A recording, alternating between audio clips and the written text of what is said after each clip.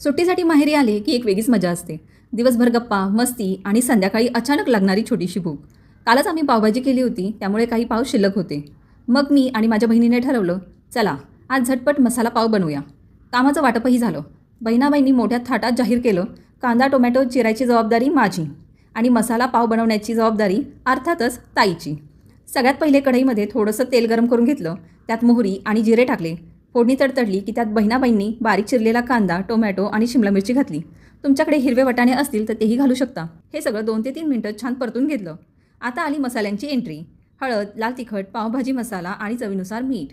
पावभाजी मसाला नसेल तर गरम मसालाही चालेल बरं का. आता इथे बहिणाबाईंची एक छोटीशी चूक झाली. सगळं चिरलं पण कोथिंबीर चिरायची विसरली. मग काय, कोथिंबीर मीच चिरली. कारण कोथिंबीरीशिवाय स्वयंपाक म्हणजे लग्नातल्या जेवणात गोड नसल्यासारखं. मसाला तयार झाला की तो पावामध्ये भरून घेतला.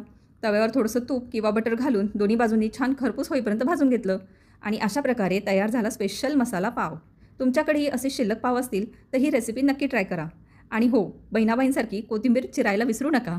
हा व्हिडिओ तुम्हाला आवडला असेल तर व्हिडिओला लाईक करा, शेअर करा आणि आपल्या चॅनलला सबस्क्राईब करा.